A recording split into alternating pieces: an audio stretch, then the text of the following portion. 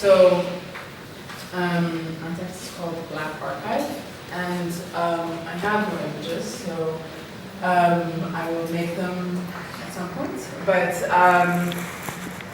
imagine circles and spheres, and that's what I'm going to basically be describing.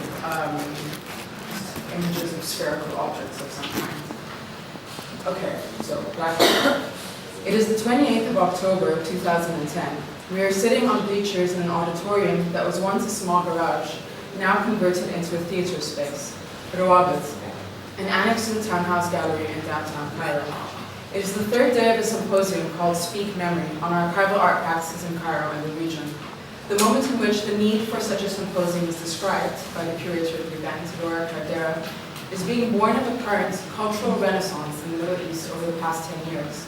And it is in this moment that there is a call to stop, to look back, and to historicize, to bring what is past to light, to create a visible legacy.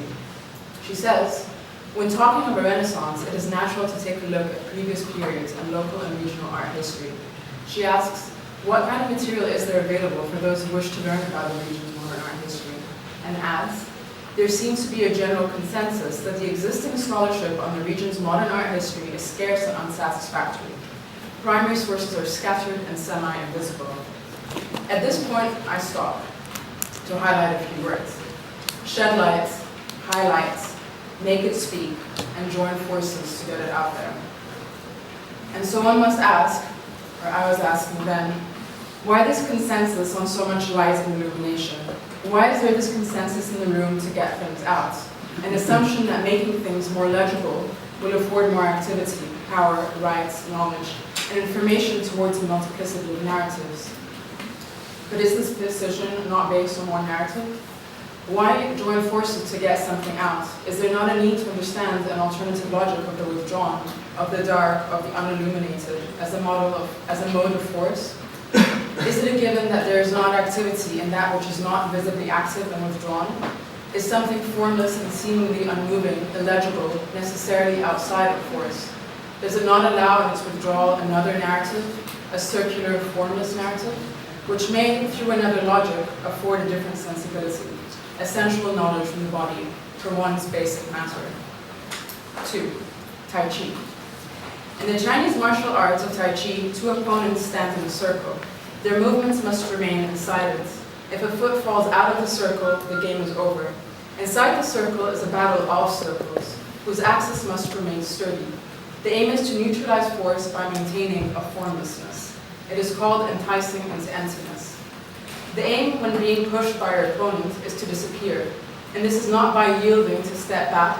It is about not moving. It is to remain perfectly still in your core and moving around your center of gravity, twisting around yourself in fixed space.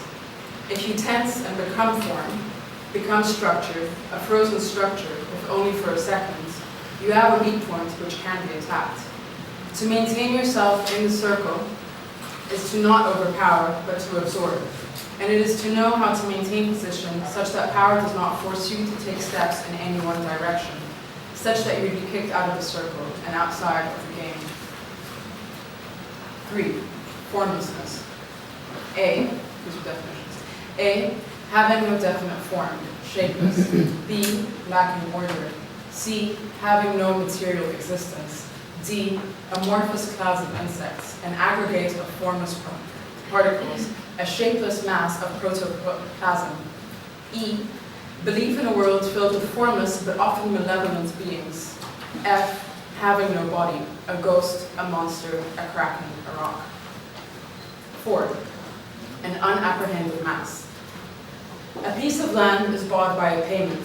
It is bought from a farmer who inherited it from his father, who received its title in 1926. This land, which was once agricultural, is subdivided outside of plan and law.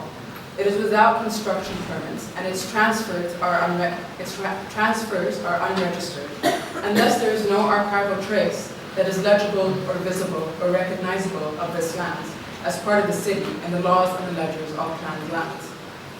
The state did not recognize it, and so too, it decided to not recognize the state archive.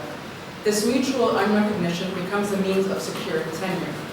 Acquiring land outside of the archive through scribbles and informal agreements, oaths of mouth, create the possibility of registration. The piece of land, in exchange for an informal payment, a negotiation with a neighbor who does the same thing, gets water and electricity. What is registered are the documents of things flowing through, the documents of flows of that which passes over, under, and through, while avoiding registering visible and legible the land itself, making thus the movement of this security of tenure impossible to stop. A process of its own logic based on a weight of numbers. A critical mass, impossible to have been perceived or acknowledged individually, nor do they desire individual recognition. As a whole, they acquire a voice, but maintain their informality as formless. At the edge of the critical mass is a threshold. It bends the opponent, in this case the state, to take form. By acknowledging the formless mass's form, grants it recognition and measurement as a whole, while maintaining its identity as formless. Once the neighborhood is large enough, with enough paper, it begins to acquire a voice pressuring for infrastructure and public facilities, and thus the Black Archive reshapes the shape of the state. 5. Informal documents. If one then has no documents, no archive by which to measure historicity and time, by which to become a part of the legible display and the ledger, and is thus a part of an unknown mass, unrecognized by the papers that write him into civil rights or civil law, is he then outside of civil law? Is he then object, dark matter? And what is then the logic, relations, and power of an object and dark matter? If not aimed at a goal of progression, what is its goal? 6. A black hole. The black hole is a region of space-time from which gravity prevents anything, including light, from escaping.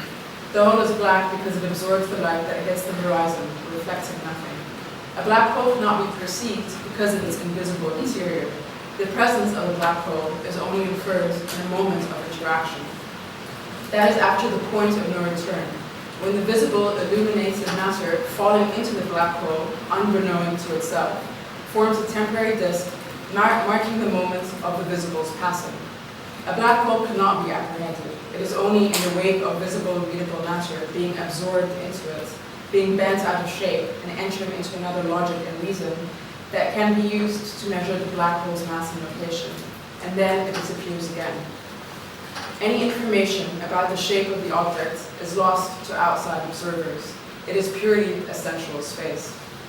You only know a black hole once it's too late, once you're complicit in it, a part of its mass, and it bends you to take new form and new meaning, from the measurable into the immeasurable. 7. Shapeless. To be lacking a definite shape, an aggregate of formless particles, a lump of clay, a shapeless argument. What is a shapeless argument? Is it a dark archive whose arguments are unknown and invisible?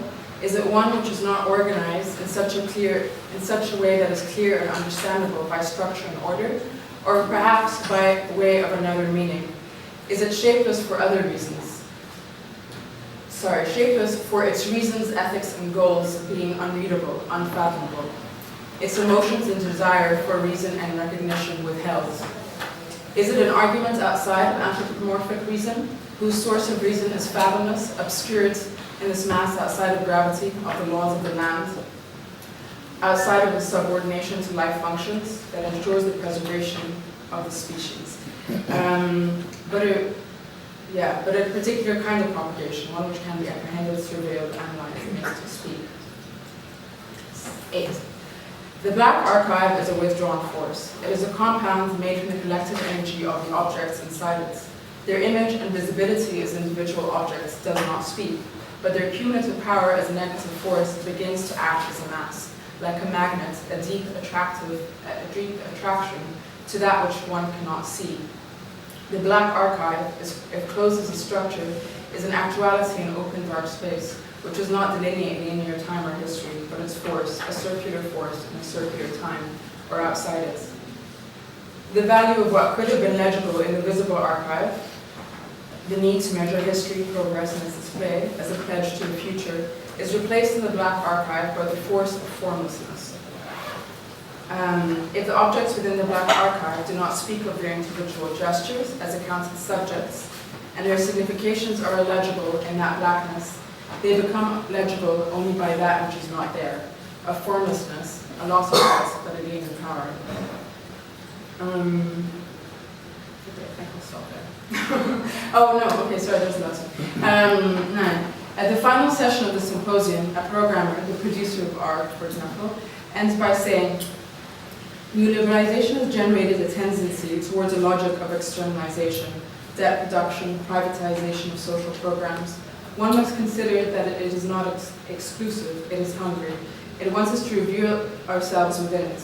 There is this tendency towards a compulsion to carve ourselves and lives and desires as such. And soon we will find ourselves in a situation where everything is digitized, and then what? A way out, perhaps a negative archive.